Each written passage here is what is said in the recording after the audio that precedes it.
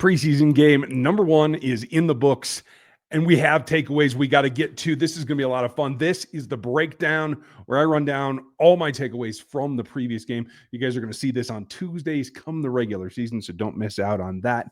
And we are working our way into what will be a live stream post games all season long, starting the regular season, then getting into Monday Q&A, the breakdown, the film room, Gary's Stat Island, and then the game plan for the next week, all week long, all season long here on RGR Football. Check out Underdog and make sure that you use our code RGR when you sign up if you want to get in on the action this year right now. Lot to go over from this particular first game. Not a lot of action with the ones, but several key takeaways that we got to talk about. And I'm going to give you the bottom line on all of this. The truth is there's still work to do on the offensive line. In particular, you saw Juwan Taylor out there for just a few snaps. Perfectly fine. It was Jalen Moore that came in to replace him, backup, quote unquote, at the right tackle position. And a lot of folks felt that he struggled. I have just watched it this morning, rewatched the game, especially with a lot of the ones and the twos. And important to know is that there are still some adjustments going on. Kingsley Suamataia, he's got to get his pad level down. He's got to improve a little bit in terms of getting out of the blocks. That first step is still got to improve. He got to the point where he was a little bit behind on a couple of blocks, and that cost him. Jalen Moore, who came in at right tackle, also has to cut down some of his splits. There are times Juwan likes to be a little bit farther away from his guard than maybe you see on the left side of the line at times. I don't think that's particularly a coaching point, as I understand, but it could be a little bit of discretion on the player's part. I think Jalen Moore took that too far. I thought he left himself out on an island it could be 6 inches. It isn't a large gap, but a few too many times I saw him a little bit too separated from Trey Smith. That's got to come down. That's an improvement. That just getting to know how wide a kick step somebody's going to take, et cetera, that you have to get used to those plays. And when you're not talking about a ton of plays, you really got to be paying attention to it because, Juwan had 3 snaps. Simmons was in for 10. That was good. I felt like he looked honestly bored most of the time. Josh Simmons looks like he's ready to roll, at least with that level of competition that you got from the Cardinals right now. I'm really not concerned with him. I'm a little bit concerned that it was just the initial steps forward for he and Kingsley as a pair. On the left-hand side, that's going to come along and that's going to improve.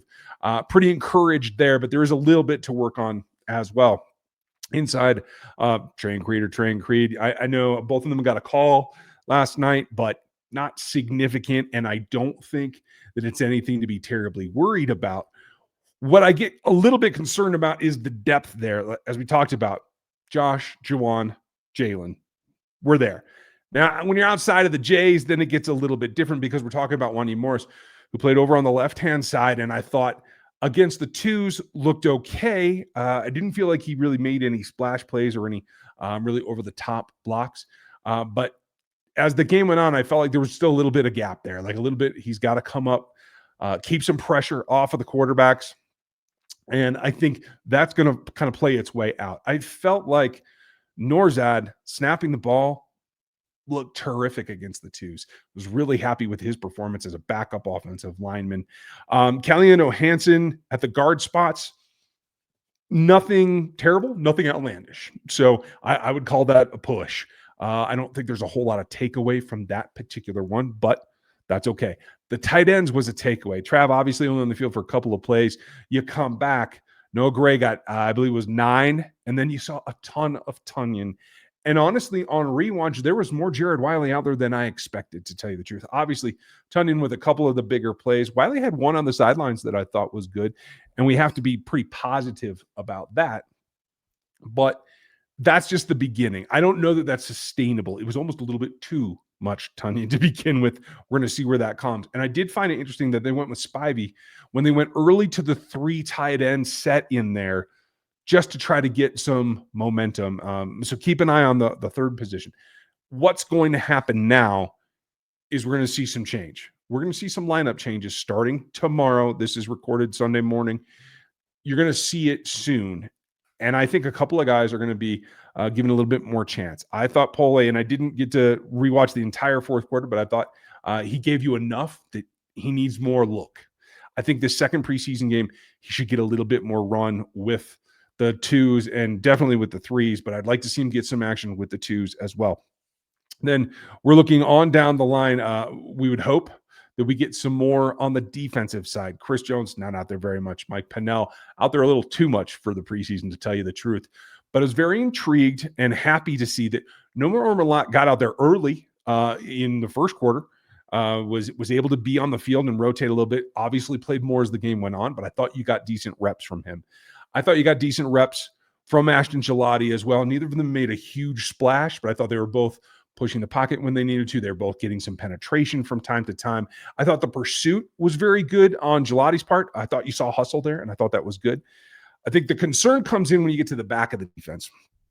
And takeaways from this are that the linebackers have to change. Jeff Bossa earned himself more playtime with the twos. Jack Cochran did not. And I think that that's an outstanding problem here. I don't think Jack Cochran is good enough to go into the season as the fourth linebacker. He got run away from. He got worked over in the run game. Just not enough there. Now, Bossa, on the other hand, was able to do a number of things. He has to get better at setting the edge. He was lined up wide at one point and just got moved off of his spot by a tight end. That's not good. But it's a rookie's first action in the preseason. He blitzed well. He turned and ran well. He was in against the run, and I thought he brought a ton of energy and was in better position most plays than Cochran was. I am convinced at this point, unless something drastic changes in preseason game number 2, that the best player to be on the field that isn't the starters in Chanel, Bolton, and Tranquil is Jeff Bossa at the linebacker spot. I might be out on a limb. I thought Cam Jones played hard. I'm not sure that he put himself in the best positions. Obviously, he had the injury and had to come back. That's one thing. And I thought late in the game, I thought Brandon George put in some good plays, brought the tenacity.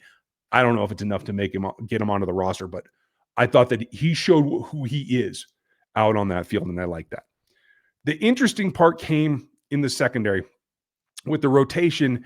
Mike Edwards did look rusty to me, I have to admit, but he's there to be the break glass guy. I was really happy to see Jaden Hicks be in not only early, even for the interception, right, but also playing in some split high looks where it looked like he had a better recognition pattern to be able to play the deep halves.